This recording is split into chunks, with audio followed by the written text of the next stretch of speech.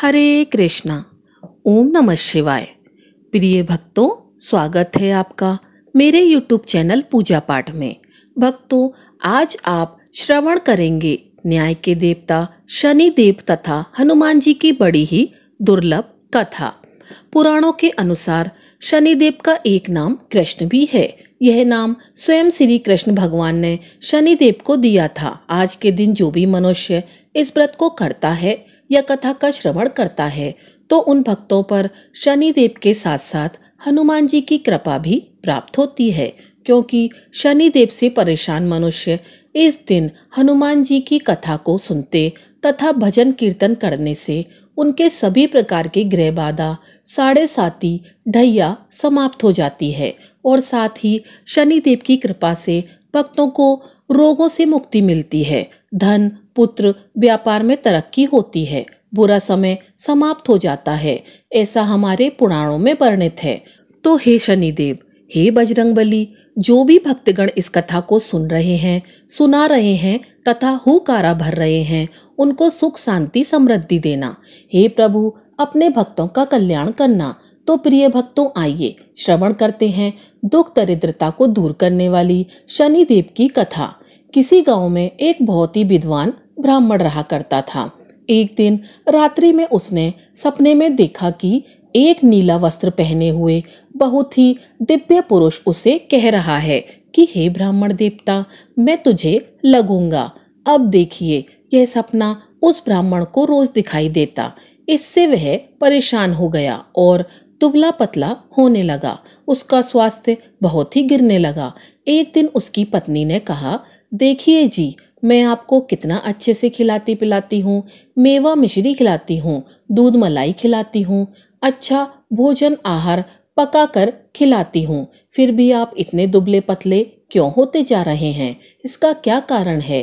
प्रिय भक्तों, उस ब्राह्मण ने अपनी पत्नी से अपना सारा हाल बताया कि मेरे सपने में एक नीले कपड़े पहने हुए बहुत ही दिव्य पुरुष आते हैं। वे मुझे कहते हैं कि हे ब्राह्मण, मैं तुझे लगूंगा। अब यही सोचकर मुझे भूख प्यास नहीं लगती, मैं दुबला होता जा रहा हूँ। तब ब्राह्मणी ने कहा, हे पतिदेव, मुझे लगता है कि आपको शनि भगवान दर्शन देते हैं।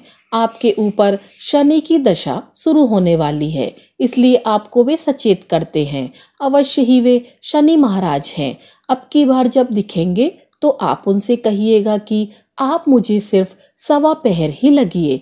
प्रिय भक्तगणों, उसी दिन जब रात्रि होती है तो ब्राह्मण फिर से सोता है और उसके सपने में शनि भगवान दर्शन देते हैं और कहते हैं, हे ब्राह्मण, आज मैं तुझे लगूंगा। तब ब्राह्मण ने कहा, हे भगवान, यदि आप लगना ही चाहते हैं तो लग जाइए, लेकिन यह बताइए भगवान, आप कितने दिनों के लिए लगोगे?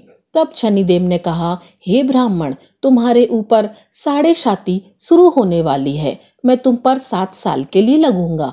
तब ब्राह्मण ने कहा, क्षमा करो भगवान, इतना भारी तो मुझसे झेला नहीं जाएगा, 7 साल बहुत है भगवान। तब शनिदेव बोले, अच्छा 5 वर्ष के लिए लगूंगा। तब ब्राह्मण ने कहा, शनि महाराज, यह भी मेरे लिए ज्यादा है। शनि भगवान बोले, तो ठीक है, 2.5 साल का लग जाऊं। ब्राह्मण ने फिर मना कर दिया। तब शनिदेव कहने लगे, सवा पहर का लगूंगा तो ठीक रहेगा। प्रिय भक्तों, उसे सवा पहर की शनि की दशा लग गई। ब्राह्मण ने नींद से उठते ही अपनी पत्नी से कहा, देखो, मेरे सवा पहर की शनि की दशा लगी है, सो मैं जंगल जाकर समय बिताऊंगा। तुम मेरे खाने पीने का सारा सामान बांध दो और मेरे पीछे किसी से लड़ना मत, घर में बैठी रहना, बच्चों को भी कहीं मत जाने देना और इस सवा पहर में किसी को गाली भी मत सुनाना। ऐसा कहकर ब्राह्मण अपने घर से जंगल की ओर चल दिया। जंगल में ब्राह्मण एक पीपल के पेड़ के नीचे बैठ गया और हनुमान जी का पाठ करने लगा। 1 पहर बीत गया तो ब्राह्मण ने सोचा, बाकी का समय तो रास्ते में ही बीत जाएगा, सो वह वहां से चल दिया और रास्ते में चलते हुए उसे एक सब्जी मंडी दिखाई दी। उसने सब्जी मंडी में से एक बड़ा सा कद्दू खरीद लिया। कद्दू खरीद के अपनी चादर में लपेट करके वह वहां से चल देता है। तभी रास्ते में शनि महाराज एक साधु का वेश बदलकर उसके पास आते हैं और कहते हैं, तुम्हारी चादर में क्या है? ब्राह्मण ने कहा, हे साधु महाराज, मेरे इस चादर में तो कद्दू है।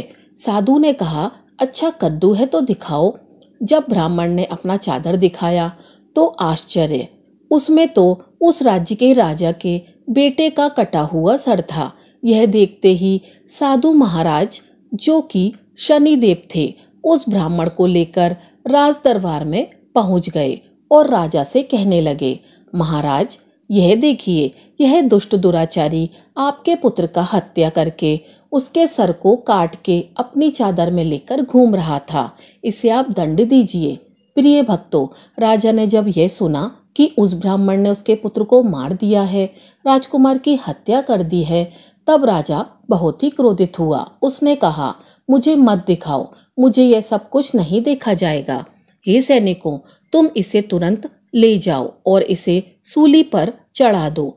प्रिय भक्तों, जब नगर में यह समाचार मिला कि राजा के पुत्र का सर कट चुका है, एक ब्राह्मण ने उसकी हत्या कर दी है, तो नगर में हाहाकार मच गया और उस ब्राह्मण को सैनिक सूली पर चढ़ाने के लिए ले गए।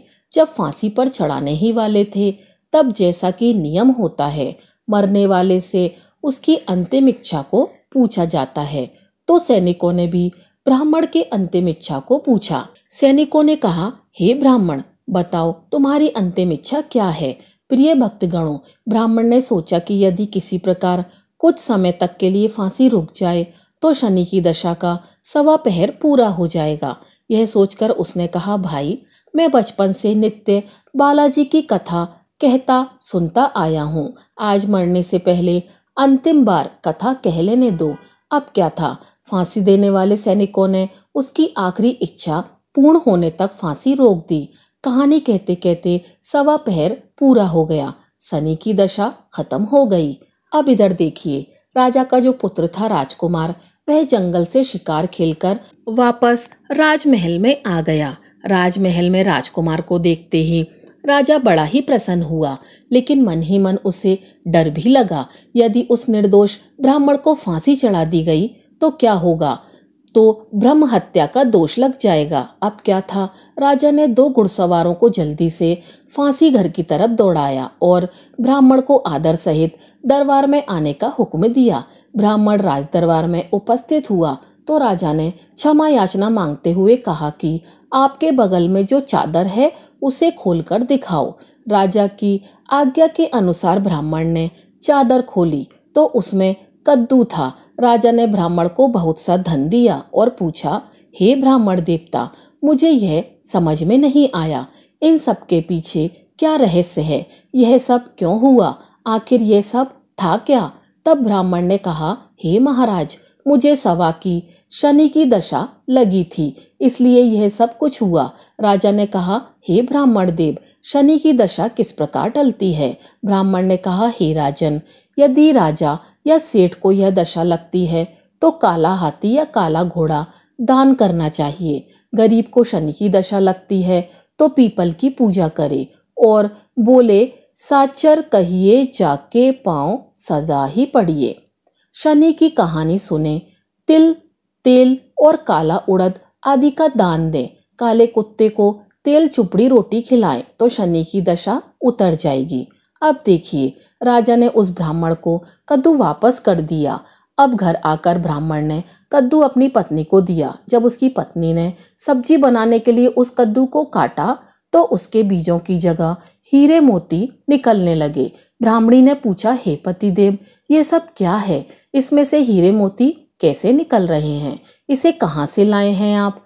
तब ब्राह्मण ने कहा, हे प्रिय, जब शनि की दशा लगी थी तो यह कद्दू कुंवर का सर बन गया था और जब दशा उतरी है तो शनि जी ने कैसे निहाल कर दिया, हमें माला माल कर दिया।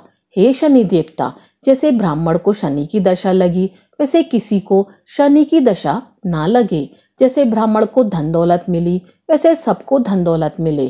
कथा कहानी कहते सुनते हुंकारा भरते सबको मिले। शनि ने ध्याऊं मन इच्छित फल पाऊं। जय शनिदेव। हे शनिदेव, जय शनिदेव। ओम नमः शिवाय। प्रिय भक्तों, अब आइए श्रवण करते हैं भगवान शनिदेव की दूसरी कथा। ये कथा सुनने से भक्तों को मनवांछित फल की प्राप्ति होती है। नर्मदा नदी के किनारे एक गांव में बहुत ही बड़े साहूकार का परिवार निवास करता था। साहूकार की मृत्यु हो चुकी थी। घर में साहूकारनी तथा उसके 2 बेटे, एक बड़ी बहू थी। साहूकारनी का छोटा बेटा मानसिक रोग से ग्रस्त था। उसकी मानसिक स्थिति ठीक नहीं थी। साहूकारनी की बड़ी बहू तारा को विवाह के कई वर्ष बीत गए थे, पर अभी तक उसे संतान नहीं हुई थी। तारा को सदैव यही भय रहता था कि कहीं उसके पति संतान पाने के लिए दूसरा विवाह ना कर लें। यदि उसके पति ने दूसरा विवाह कर लिया तो उसे सौतन का दुख सहना पड़ेगा। प्रिय भक्तजनों, इसी डर से तारा ने एक योजना बनाई और उसने अपने घर में काम करने वाली नौकरानी चंदा से अपने देवर चंदन का विवाह कराने के लिए अपनी सास साहूकारनी तथा अपने पति को मना लिया।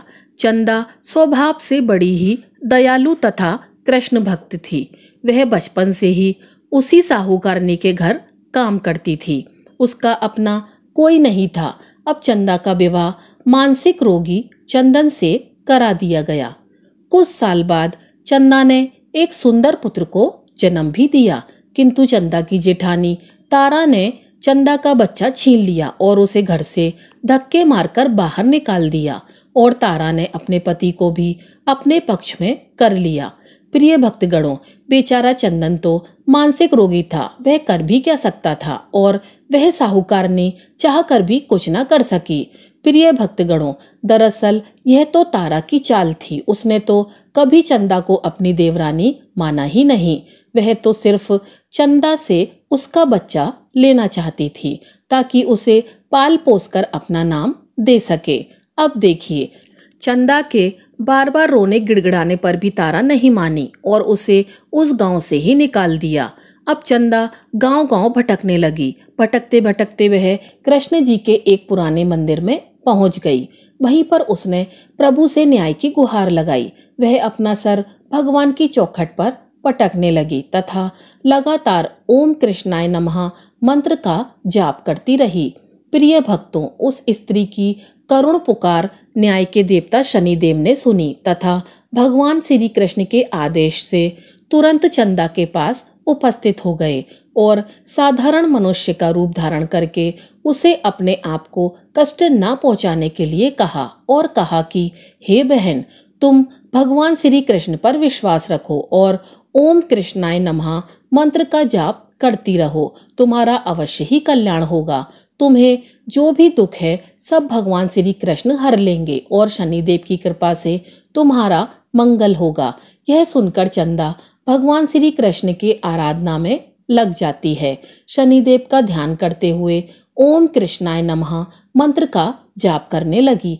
अब देखिए, शनिदेव एक साधु का वेश बदलकर साहूकारनी के घर पहुंच गए और अलख निरंजन का अलख जगाने लगे। तब घर से बाहर साहूकारनी निकली और उसने भिक्षा देकर उन्हें प्रणाम किया। तब साधु रूपी शनिदेव ने कहा, हे देवी, मैंने सुना है आपके घर में कोई मानसिक रोगी है। मैंने 7 सालों से हिमालय के जंगलों में भटकते हुए बहुत ही दुर्लभ जड़ी बूटी इकट्ठी की है जो हर प्रकार के रोगों को समाप्त कर देती है। यदि आप कहें तो मैं आपके घर के मरीज को ठीक कर सकता हूँ। प्रिय भक्तों, उस साहूकारनी ने कहा, हे महात्मन, अहो भाग्य जो आप यहाँ पधारे। हाँ महाराज जी, मेरा छोटा बेटा जो कि दिमागी रूप से बीमार है, आप उसे ठीक कर दीजिए। आप जो चाहोगे मैं वह आपको दूंगी।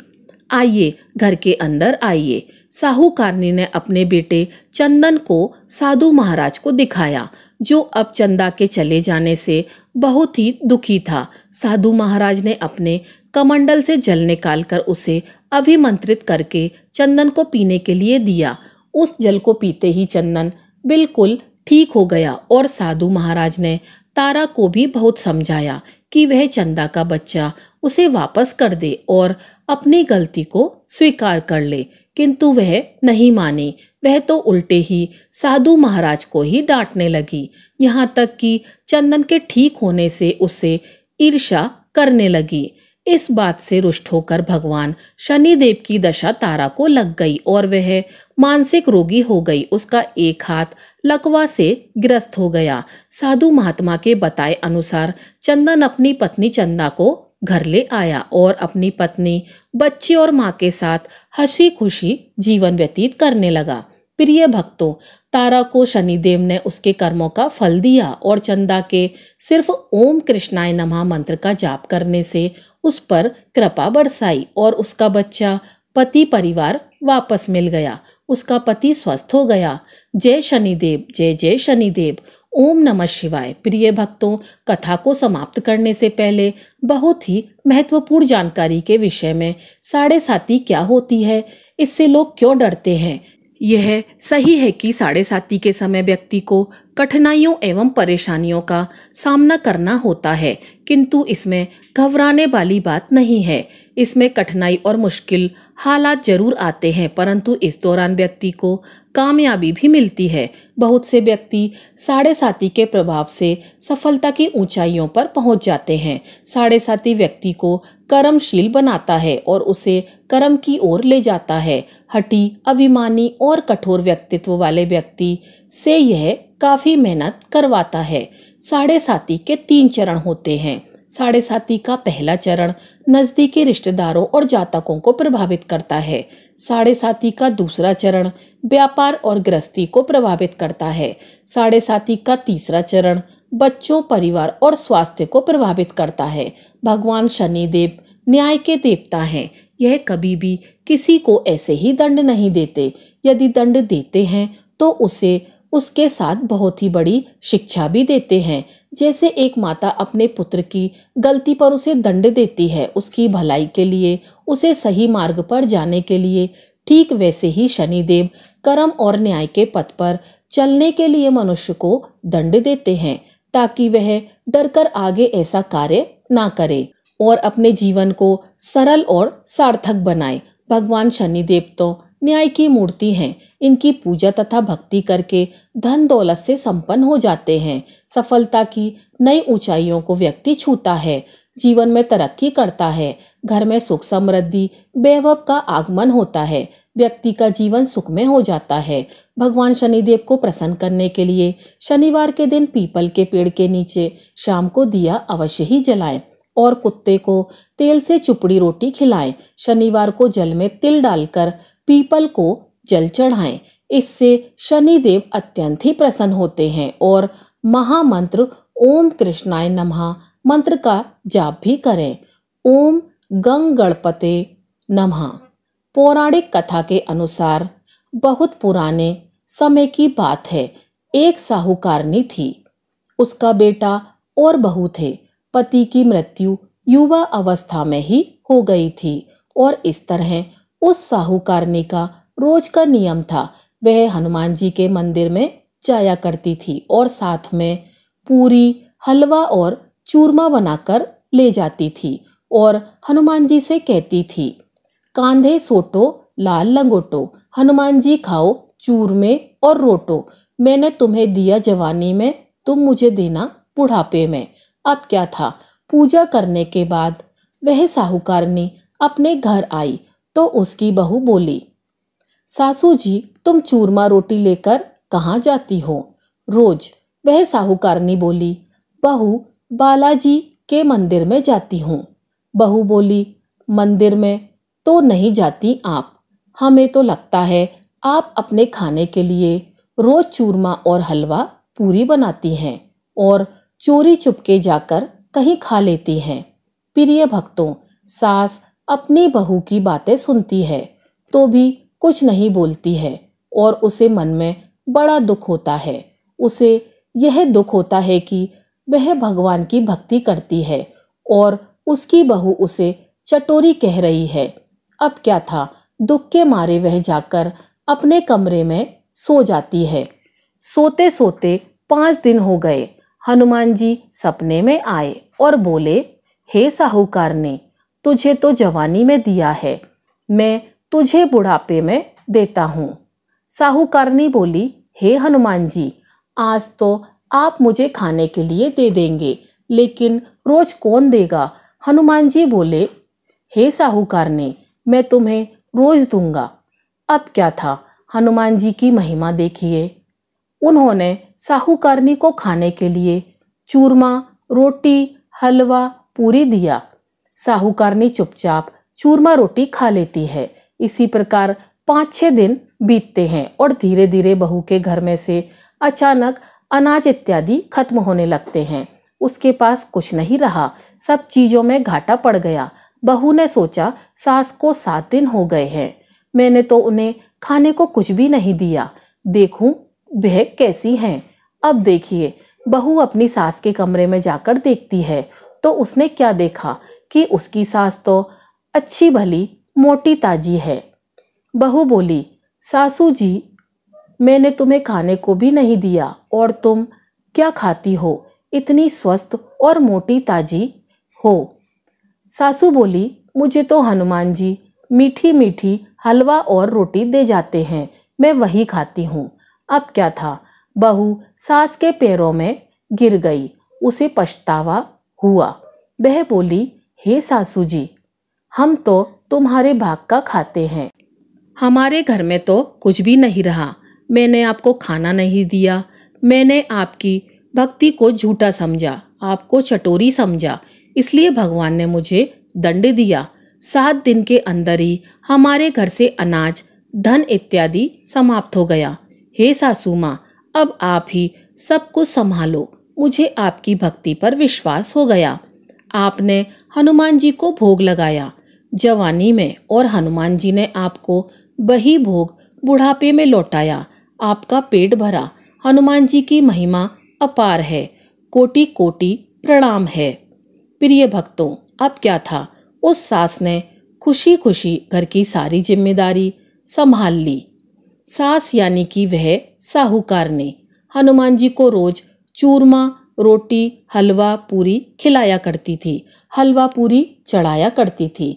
फिर घर में बहुत बरकत हुई और खूब धन दान आने लगा।